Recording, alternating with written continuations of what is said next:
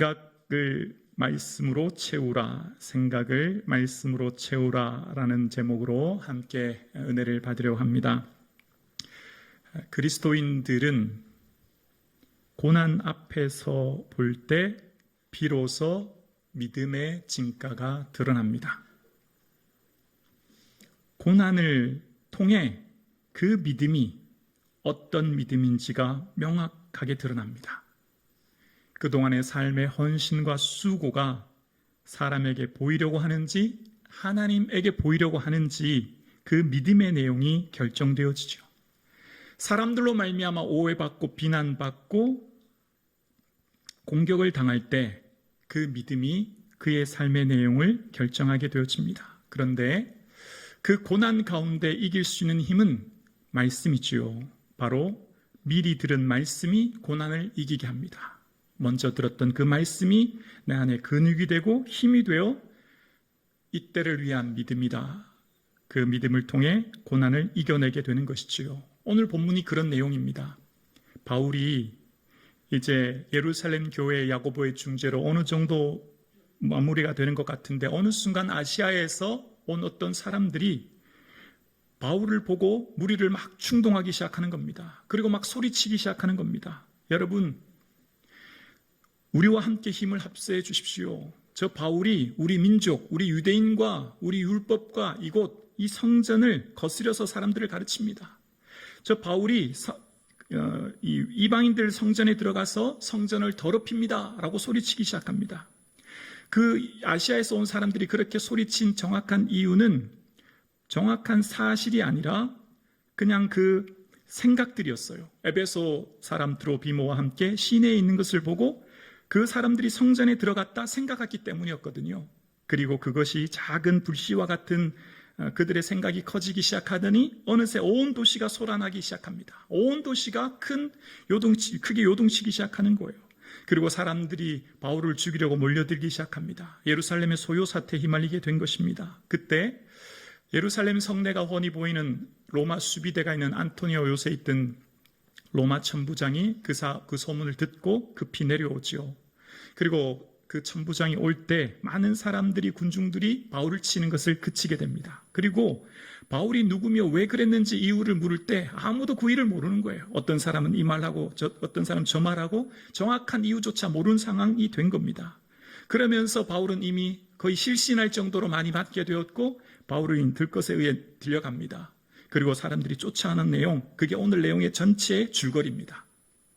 오늘 내용의 전체 줄거리를 잘 생각해 보면 온 도시가 소동이 일어납니다. 온 도시가 크게 소요 사태가 일어나고요. 그 중에 한 명 바울은 죽음 직전까지 맞게 되어집니다. 왜 그런 일이 일어났을까요? 그 동기, 그 발단은 29절에 잘 나와 있습니다. 우리 29절 함께 보실까요? 함께요. 이는 그들이 전에 에베소 사람 드로비모가 바울과 함께 시내에 있음을 보고 바울이 그를 성전에 데리고 들어간 줄로 생각함일러라. 아멘. 바울이 성전에 들어간 사실을 본 것이 아니고요. 객관적인 사실이 아니라 그들의 생각, 상상, 즉 추측으로 인해 그들의 억측으로 인해 그 소문이 점점 확대되기 시작합니다. 확대 재생산됩니다. 그리고 사람들이 점점 충동을 일으키고 그 옆에 있던 사람들로 말미암아 그 도시 전체가 소동이 일어나게 된 겁니다. 처음 발단이 뭐라고요? 생각. 몇몇 사람들의 생각이 도시 전체를 소요 사태로 일으키게 된 것입니다. 생각이 인생을 지배합니다. 사람들의 생각에 의해 인생이 지배받고 통제를 당합니다. 생각대로 움직이고 생각대로 그 삶이 살아내어지는 것이지요. 눈에 보이지 않은 작고 미묘한 미세한 그 작은 생각이 마음에 착상하여 싹을 내리고 그것이 말과 행동으로 드러나게 되는 것입니다. 에베소에서 온 어떤 사람들의 몇몇 사람들의 작은 생각의 불씨가 예루살렘 도시 전체를 큰 소동으로 일으키게 된 거죠. 여러분, 나의 작은 생각이 이웃에게 영향을 미칩니다. 내가 품고 있는 작은 생각이 극단적으로 얘기하면 누군가를 아프게 하고 누군가를 상처 주고 더 극단적으로 얘기하면 그 사람을 죽게도 만들 수 있습니다. 그냥 내 안에 있는 생각이 얼마나 무서운지 몰라요. 여러분, 생각은 생각 자체로 머물러 있기보다 마음에 착상합니다. 욕심이 잉태한즉 죄를 낳고 죄가 어떻게 해요? 장성합니다. 반드시 생각은 장성하게 되어 있습니다. 빈번하게 반복적으로 일어나는 생각은 확장됩니다. 그리고 더 크게 마음을 지배하는 것이지요. 그리고 그 삶 가운데 드러나는 것입니다. 그런데 우리가 기억해야 될 한 가지가 있습니다. 내가 지금 어떤 사람과 사건과 환경을 볼 때 내 생각이 100% 완전하지 않을 수 있다는 불확실성을 기억해야 됩니다. 내가 오해와 편견으로 그 사물과 사건과 사람을 볼 수 있다고 하는 나를 인정하셔야 됩니다. 그러니까 우리 모두는 각자 자기가 발 디디고 있는 그 선 곳에서 그 사건을 보기 때문에 자신의 관점에서 보거든요. 그래서 보는 관점에 대해서 보고 해석하기 때문에 우리는 언제나 불확실한 사람들이에요. 예를 들어 볼게요. 자, 여기 지금 컵이 있습니다. 자, 여러분, 컵이 컵 손잡이가 어디에 붙어 있지요? 여러분 보시기에 왼쪽에, 제가 볼 때는 오른쪽에. 근데 오른쪽에 있다, 왼쪽에 붙어 있다 보다 더 정확한 답이 있을까요? 있지요. 무슨 답이죠? 위에서 봤을 때, 위에서 보면 오른쪽에 있어요, 왼쪽에 있어요? 한 측면에 붙어 있는 거죠. 한 측면에. 그러니까 지금 이 컵의 손잡이가 어디 붙어 있습니까? 라고 하는 명확하고 더 정확한 답변은 컵 한쪽 면에 손잡이가 붙어 있다라고 하는 게 더 정확한 답변이지요. 어느 관점에서 보느냐에 따라 왼쪽도 될 수 있고 오른쪽도 될 수 있는 불확실성이 우리에게 있는 거예요.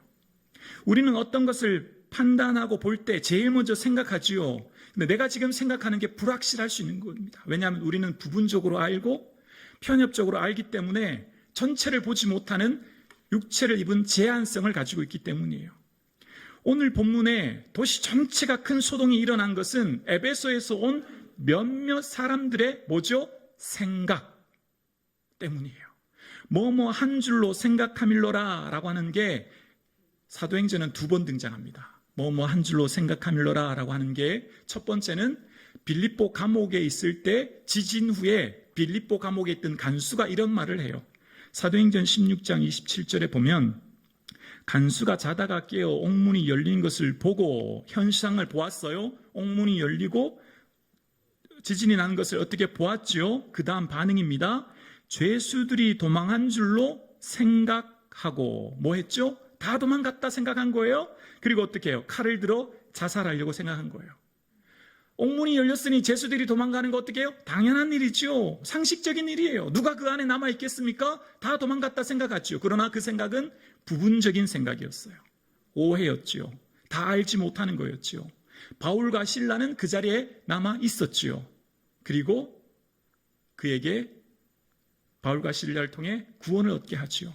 간수는 지금 옥문이 열렸으니 다 도망갔다고 어떻게 생각했죠? 다 도망갔다고 생각했어요. 부분적인 생각이었고 오해였고 착각이었어요. 두 번째 본문이 오늘 본문이에요. 오늘 본문 21장 29절도 다시 한번 제가 봉독해 드릴게요. 이는 그들이 전에 에베소 사람 드로비모가 바울과 함께 시내에 있음을 보고 바울이 그를 성전에 데리고 들어간 줄로 생각함이러라. 에베소 사람 드로비모가 바울과 함께 어디 있었냐면 시내에 있었어요. 시내. 성전이 아니라고요.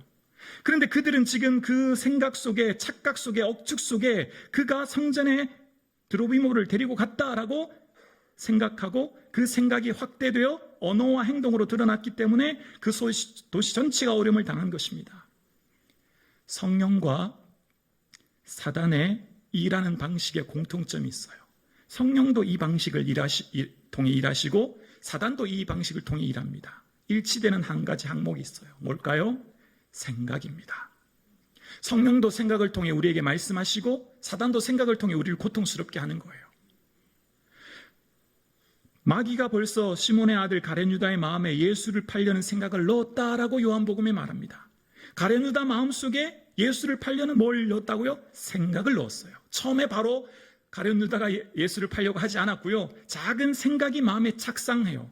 뿌리를 내려요. 그게 마음을 지배하는 거예요. 그것이 행동으로 드러나게 되는 거지요. 사단이 무엇을 통해요? 생각을 통해 가룟 유다를 이용하는 거예요. 그래서 우리 마음에 일어나는 작은 미세한 생각을 잘 유의하여 살피고 그 삭을 자를 필요가 있는 거죠. 여러분, 사단의 거처가 어딘지 아세요? 사단의 집이요. 사단이 어디서 집 짓고 있는지 아세요? 보여지는 건물이 아니에요. 사단은 보이는 존재가 아니잖아요. 영적인 존재잖아요.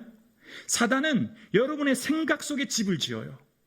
여러분의 사고 속에 집을 지어요. 그 체계 속에, 그 상상 속에, 반복적으로 일어나는 그 생각 속에 사단이 여러분을 고통스럽게 하는 거예요. 반면 성령께서도 우리의 생각을 통해 일하십니다. 베드로가 예수의 말씀에 닭 울기 전 내가 3번 나를 부인하리라 하심이 생각나서 밖에 나가 심히 통곡했다.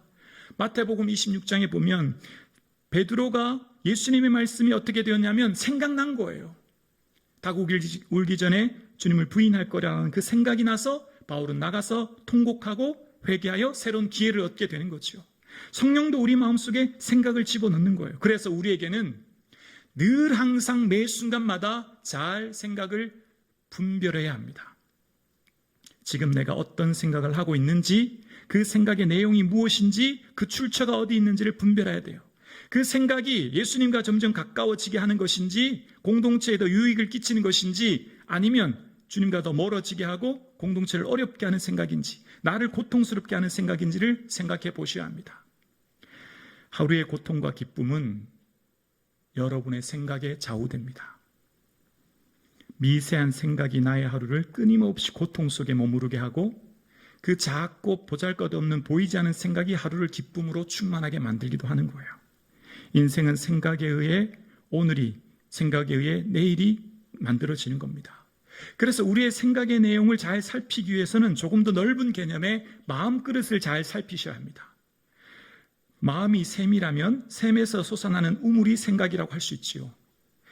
나무가 줄기가 마음이라면, 나무 줄기가 마음이라면 그 줄기에서 나온 곁가지가 생각이라고 할 수 있지요. 그러니까 바탕이 되는 마음을 잘 살펴야 됩니다. 그 마음에 지금 내가 반복적으로 나를 지배하고 있는 것들이 무엇인지를 살펴야 돼요. 그 마음은요, 주로 객관적으로 평가할 수 있는 것이 언어입니다. 언어. 여러분이 자주 하는 그 언어가 여러분의 마음에 든 거예요. 마음속에 있는 게 끊임없이 밖으로 나오거든요. 그래서 마음에서 나오는 것은 악한 생각과 살인과 간음과 음란이라는 예수님의 말씀처럼 우리 마음속에는 끊임없이 우리를 고통스럽게 하는 것이 나오는 것을 기억해야 합니다. 우리 마음이 주님과의 거리를 가까이 가지 못하도록 둔감하게 만듭니다. 둔감하게. 마음의 상태를 살피지 못하도록 끊임없이 사단은 우리를 둔감하게 해요. 스스로 조심하라. 그렇지 않으면 방탕함과 술 취함과 생활의 염려로 너희 마음이 둔하여지고라고 이야기합니다. 여러분, 인생을 살아가는데 삶의 염려와 근심이 끊임없이 파도처럼 밀려오기에 우리 마음이 점점 둔탁해져요. 성령의 음성에 민감해지지 못한 겁니다. 내 주위 역사하시는 내 안에 계시는 성령의 음성에 둔감해지기 시작하는 거예요. 그래서 이 둔감한 음성을 끊임없이 민감하게 만들고 내 안에 있는 이 마음의 그릇에 솟아나는 생각을 무엇으로 채워야 될까요? 말씀으로 채워야 되지요. 그렇기 위해 성령님을 의지하고 성령님과 동행하는 삶을 살아야 합니다. 보혜사 성령님을 의지해야 되지요. 그래서 요한복음 14장 26절에 보면 이렇게 말씀하십니다. 보혜사 곧 아버지께서 내 이름으로 보내실 성령, 그가 너희에게 모든 것을 가르치고 내가 너희에게 말한 모든 것을 생각나게 하리라. 성령님은 우리 안에서 예수님을 생각나게 하시며 예수님이 하신 말씀을 생각나게 하므로 그 말씀이 우리를 다스리게 하여 우리의 마음속에 주시는 평강의 은혜로 우리를 이끄시는 거예요. 그러니까 성령 안에 거한단 말의 다른 말은 말씀 안에 거하는 거예요. 말씀 안에. 주야로 주의 말씀을 묵상하는 것, 주야로 주의 말씀 안에 거하는 것, 그것이 다른 말로 성령님 안에 거하는 것이지요. 사랑하는 성도님, 우리의 삶 가운데 끊임없이 내 앞을 가리고 있는 것이 무엇인가를 보아야 합니다. 카메라의 렌즈에 얼룩을 닦지 않으면 세상은 영원히 얼룩져 보이지 않습니까? 내가 분노 안에 갇혀 있으면 사실과 실체를 볼 수 없지요. 내가 지금 내 안에 무엇이 얼룩져 있는지를 볼 수 있는 눈, 그것이 뭘까요? 말씀이에요. 말씀. 말씀이 나의 생각을 분별하게 되고 말씀이 지금 내 안에 일어나고 있는 수많은 생각들의 출처와 방향과 목적을 알 수 있게 되어요. 말씀이 예리하게 우리의 생각을 분별하게 하는 힘이 되는 겁니다. 그래서 히브리서 4장 12절에 이렇게 말씀하시죠. 하나님의 말씀은 살았고 활력이 있어 좌우에 날쌘 어떤 곰보다도 예리하여 혼과 영과 및 관절과 골수를 어떻게 해요? 찔러 쪼개기까지 하며 또 마음의 생각과 뜻을 판단하나니. 말씀은 분별하게 하는 것이라는 겁니다. 찔러 쪼개어서 정확한 원인을 알게 한다는 거예요. 여기 마음과 생각을 판단하다, 이 판단이라고 하는 뜻은 분별이라는 뜻인데요. 이 헬라어 원어는 크리테스라는 뜻이에요. 어디서 나왔냐면 판사라는 뜻이에요. 판사. 판사가 뭘 하죠? 유죄와 무죄를 가리는 중요한 판결을 내리는 게 판사죠. 우리 마음속에 들어오는 생각을 말씀이 분별하는 거예요. 유죄와 무죄를 판결하는 판사처럼 그 생각의 출처와 생각의 내용을 어떻게 해요? 예리하게 말씀으로 볼 수 있는 거죠. 말씀을 통해서만 이 생각을 알 수 있고 깨달을 수 있는 것입니다. 그래서 말씀을 통해 분별하셔야 됩니다. 그래서 우리의 삶 가운데 끊임없이 주의 말씀을 주야로 묵상하며 나아가시는 저와 여러분 되기를 주님의 이름으로 축원합니다. 이 말씀을 통한 묵상은 하루아침에 되어지는 것이 결코 아닙니다.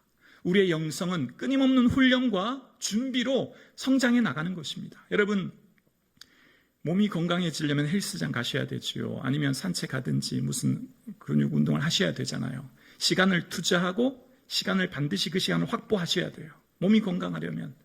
영혼도 마찬가지예요. 영혼도 건강하려면 시간을 확보하셔야 돼요. 정확한 시간과 장소를 확보하셔야 됩니다.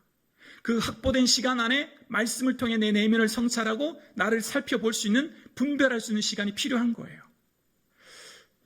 중학교 때 기타를 배웠는데 형한테 기타를 치는데요. 기타를 치면서 어려운 게 한 가지가 이 튜닝 하는 겁니다. 튜닝, 조율이요. 조율은 하루아침에 되지 않더라고요. 1년, 2년 지나도 도무지 이 기타 음을, 현악기 음을 알 수가 없어요. 그런데 한 3년, 4년 지나니까 드디어 도레미파솔라시도 이제 1번부터 6번까지 줄의 음이 들리기 시작하더라고요. 미묘한 기타 소리의 조율은 하루아침에 이르지 않고 오랜 시간 숙달되어야 되지요. 성령님이 여러분에게 말씀하시는 생각인지, 내 속에서 일어나는 내 생각인지, 사단이 불어넣는 생각인지는 오랜 시간 훈련을 통해 분별되는 거예요. 하루아침에 되는 게 아니에요. 끊임없이 말씀을 묵상하고 조율함으로부터 일어나는 거지요. 그런데 분명한 게 있어요.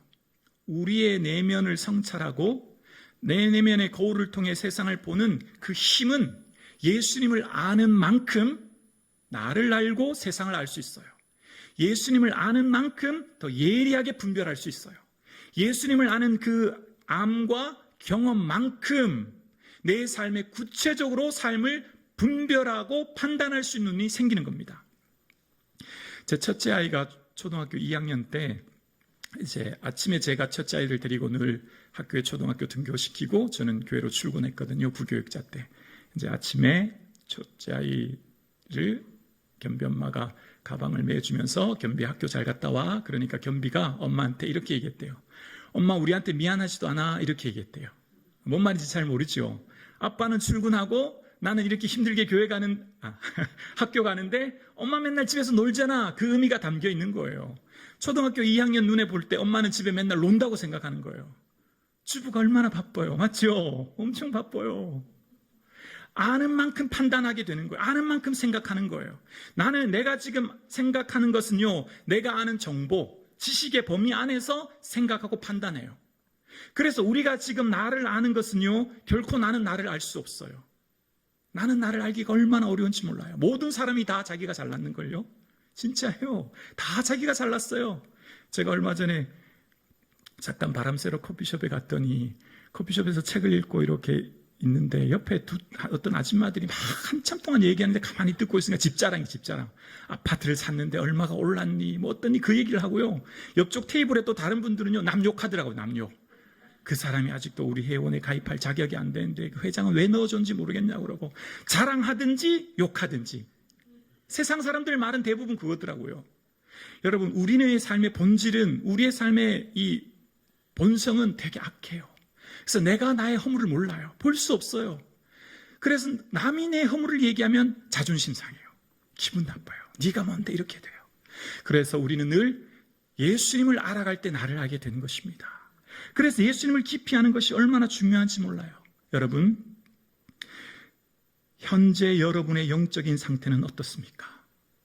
운동선수처럼 근육이 생기고 힘차게 뛰어나갈 수 있는 그런 영적인 상태, 건강 상태를 유지하고 있습니까? 아니면 요양원에 누워있는 임종 상태를 기다리는 병든 환자와 같은 영적인 상태이십니까? 지금 여러분의 영적인 상태는 어떠십니까? 오늘 이 시대는 눈에 보이지 않은 영혼에 대해서는 아무런 관심이 없는 시대를 살고 있어요. 영혼에 대한 위기의식조차 없고 내 영혼이 지금 응급실에 누워 긴급 수술을 받아야 하는 심각한 상태인데도 내 영혼의 상태에 대해서 둔감해요. 어떻게 된지 알지 못하며 살아갑니다. 제가 마음과 생각에 대해서 말씀드렸지요. 마음과 생각이 잇대어 있는 게 있어요. 그 깊은 뿌리가 잇대어 있는 것이 있어요. 어딜까요? 영혼의 문제예요. 마음과 생각과 영혼은 서로 상호작용이 일어나는 아주 중요한 곳입니다. 그래서 마음과 생각의 문제는 곧 영혼의 문제임을 알게 하는 시편 141편 8절에 보면 이런 말씀을 합니다. 주 여호와여, 내 눈이 주께 향하며 내가 주께 피하오니 내 영혼을 빈궁한 대로 버려두지 마옵소서. 시편 기자 가운데 끊임없이 내 영혼을 긍휼히 여기소서, 내 영혼을 환난 속에서 건지소서, 내 영혼에 대해서 얘기하지요. 그런데 이 내 영혼이라고 하는 단어에 추후에 한번 성경을 찾아보세요. 1번이라고 하는 숫자가 붙어 있고 그 숫자 1번 관주 나나주 난하 아래쪽에 내 심령을 이라는 단어가 기록되어 있습니다. 그러니까 내 영혼을 이라는 말로 번역할 수도 있고 동시에 내 심령을 이란 단어도 해석할 수 있다는 거예요. 다른 말로 말하면 우리의 영혼과 심령은 매우 긴밀한 상호작용 가운데 일어나고 있는 거예요. 그러니까 우리 인생의 모든 문제는 보여지는 현상과 사람과 사건 이전에 영혼의 문제라는 것을 생각하셔야 됩니다. 그 깊숙한 것을 바라보셔야 합니다. 그 출처가 영혼의 문제예요. 그래서 예수님께서 중풍병자를 고치실 때 예수님께서 중풍병자에게 내 죄의 사함을 받았느니라 라고 말씀하세요. 죄 짓는 거랑 중풍병자 고치는 건 무슨 상태입니까? 영혼의 문제이기 때문이에요. 죄의 문제는 곧 영혼이 사느냐 죽느냐의 문제이고 하나님과의 관계의 문제이기 때문에 죄의 문제는 곧 영혼의 문제로 연결되어 있는 더 근원적인 문제였기 때문에 그 문제를 해결하자 질병이 고쳐지는 것입니다. 영혼이 잘된 같이 범사에 잘 되는 것입니다. 먼저 우선시해야 될 게 영혼인 거죠. 그러니까 저와 여러분의 삶 가운데 오늘을 살아가는 저와 여러분의 삶에 애쓰고 힘쓰고 노력해야 될 것은 보이지 않은 영혼을 더 건강하게 분별할 수 있는 시야 속에 사건과 사물을 바라보는 것입니다. 지금 내가 일어나고 있는 그 사건과 사고 속에 내가 지금 판단하고 말하고 행동하는 모든 것들이 나의 불안전 속에 나올 수 있음을 기억하셔야 돼요. 그래서 우리의 영혼의 상태를 잘 점검할 수 있는 기준 한 가지가 있습니다. 지금 내 영혼이 건강한지 않은지를 분별할 수 있는 기준 한 가지가 뭘까요? 영원한 하나님 나라를 소망하고 준비하며 하나님 앞에 설 날을 바라보고 오늘을 살고 있는지, 내가 지금 받은 구원의 은혜가 얼마나 감사하고 큰지를 생각하며 감격하며 살고 있는지를 바라보는 것, 그것이 지금 내 영혼의 건강 상태의 중요한 잣대가 됩니다. 지금 내가 선택하고 결정하고 투자하고 시간과 삶을 드리는 모든 것에 내가 이 땅에서의 삶을 바라보고 투자하고 시간을 쓰고 물질을 쓰는지, 아니면 그것을 통하여 궁극적으로 하나님 나라를 위해 하나님의 기쁨을 위해 쓰는지, 그 잣대가 여기서부터 시작되는 거예요. 그래서 사랑하는 성도님, 우리의 삶 가운데 영혼의 문제는 곧 하나님이 귀하게 보시는 것을 우리가 귀하게 보는 눈이 열리는 것이고, 하나님이 소중히 여기시는 것을 우리가 소중히 보이는 눈이 비로소 열릴 때 우리 영혼에 대해서 민감해지는 거예요. 이 세상에서 제일 중요한 게 뭘까요? 구원의 문제입니다. 이것보다 더 중요한 게 어디 있을까요? 그래서 사랑하는 성도님, 거기로부터 살아있는 자와 죽은 자를 심판하러 오십니다. 매주일마다 여러분 고백하고 있죠. 여러분 정말 산자와 죽은 자를 심판하러 오실 주님을 맞이할 준비를 하고 살고 계십니까? 그 나라를 소망하고 살고 계십니까? 그 나라를 기대하며 살고 계십니까? 천국이 있음을 믿으십니까? 할렐루야, 천국이 분명히 있습니다. 머리로 아는 게 아니에요. 개념으로 아는 게 아니에요.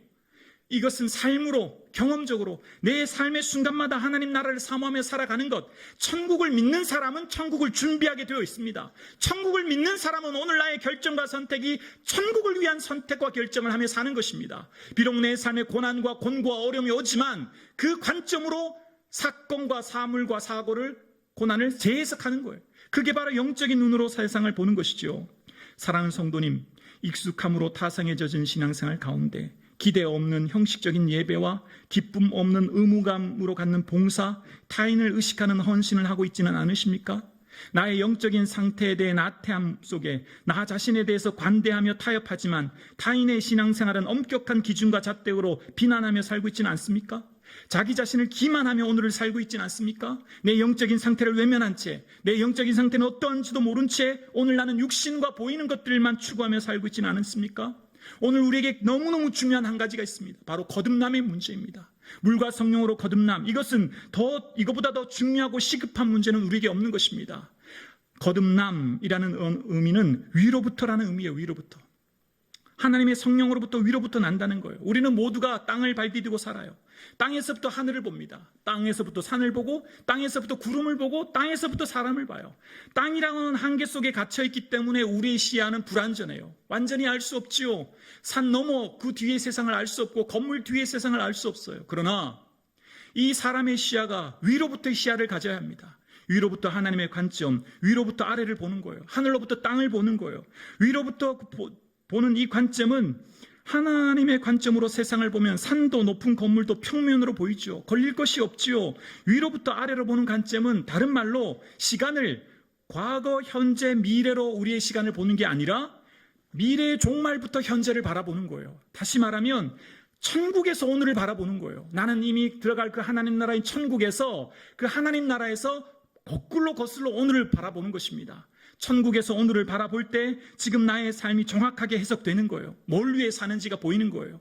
내가 지금 판단하고 결정하는 모든 일들이, 내 삶의 모든 결정이 하나님 나라, 그 천국에 갔을 때의 어떠한 결과인지를 바라보게 되는 것, 그 삶을 살아가게 되는 것. 그래서 우리는 땅에서부터 위를 보고 땅에서부터 세상을 보는 게 아니라 하늘로부터 아래를 보고 하늘로부터 세상을 보고 하늘로부터 사건을 볼 때 이 하나님의 관점으로 세상을 볼 때 세상의 주권적인 하나님의 섭리신앙이 열리게 되는 것입니다. 그래서 우리의 삶 가운데는 억울해도 견딜 수 있는 거예요. 바울 생각해 보세요. 얼마나 억울해요. 드로부이모 데리고 성전에 언제 들어갔습니까? 해명할 기회도 주지 않아요. 오늘 본문 읽어보십시오. 바울이 어떻게 소리치던가요? 해명할 기회 달라고 하던가요? 없습니다. 지난번 단락 본문 기억나십니까? 야고보가 중지하죠. 예루살렘 교회 사람들이 바울에 대해서 율법 폐기론자라고 소문이 좋지 않으니까 바울에게 좋은 이미지 홍보 갖게 하려고 너 서운한 사람 4명 값 내라 이렇게 얘기했지요. 중재되지요. 바울의 입장에서 생각해 볼까요? 얼마나 억울할까요? 왜 내가 그 값 내야 됩니까? 왜 일방적으로 통보하듯이 강요합니까? 나만 왜 희생해야 됩니까? 예루살렘 교회 담임 목사인 야고보의 결정이 공평한 결정이었을까요? 바울의 입장에서 전혀 공평하지 않아요. 예루살렘 교회 담임 목사는요, 예루살렘 교회 자기 성도만 생각하는 것 같고 자기가 먼 곳에서 선교하고 왔더니 바울 입장은 전혀 대변해 주지도 않고 오해를 풀 생각도 안 하고 바울 네가 그냥 그 서운한 값 내래요. 바울 입장에서 얼마나 억울해요. 담임 목사가 이렇게 불공정해도 됩니까? 그러나 바울은 억울하고 답답하지만 받아들이는 거예요. 내가 희생하는 거예요. 어떤 관점이 있으니까요. 위로부터의 관점이 있기 때문입니다. 거듭남의 관점이 있기 때문이에요. 하나님의 관점으로 나를 보기 때문이에요. 하나님이 이것을 통해 일하실 하나님의 섭리신앙을 바라보기 때문이에요. 그것을 통해 일하실 하나님을 바라보기 때문에 참는 거예요. 억울해도 변명하고 싶지만 참는 거예요. 사랑하는 성도님, 오늘 우리의 삶 가운데 예수 그리스도를 구주로 믿고 물과 성령으로 거듭나 하나님 나라를 소망 삼고 오늘을 살아갈 수 있기를 주의 이름으로 축원합니다. 내 모든 사건과 사고, 일들 속에 사람과 환경과 사건을 탓하며 사는 것이 아니라 하나님이 일하실 섭리 신앙 가운데 하나님의 신앙의 눈으로 그것을 분별할 수 있는 영적인 해안이 열릴 수 있기를 주의 이름으로 축원합니다. 사랑하는 성도님, 내 영혼의 상태에 대해서 진지한 고민이 있기를 주의 이름으로 축원합니다. 지금 여러분 무엇을 고민하십니까? 여러분 무엇 때문에 마음이 괴로우세요? 여러분 고통스럽게 하는 그 생각이 무엇입니까? 사랑하는 성도님, 더 근원적으로 내 영혼의 상태에 대해서 고민할 수 있기를 원합니다. 내 영혼이 지금 어떤 상태인지를 정확하게 알 수 있는 눈을 달라고 하나님 앞에 기도할 수 있기를 원합니다. 수많은 분노와 두려움과 고통 속에 밀려오는 파도와 같은 이 세상 속에 숨쉬기조차 어려운 이 세상을 살아가는 것이 얼마나 어려운지 모릅니다. 이렇게 살아가는 우리의 삶 가운데 거듭남의 성도답게 위로부터 나를 아래로 바라봄으로 하나님의 시야로 그 고난을 재해석함으로 하나님의 섭리신앙으로 합력하여 선을 이루실 주를 바라볼 수 있기를 주의 이름으로 축원합니다. 지금 우리가 고민하고 생각해야 될 진정한 문제는 우리의 영혼이 얼마나 건강한지 고민할 때입니다. 우리의 영혼에 관심조차 없는 영적 무지 속에 있는 나를 고민해 보아야 합니다. 영원한 하나님 나라를 소망하지 않고 준비하지 않고 이 땅의 것들에 소망 두며 살아가는 삶을 통곡할 때입니다.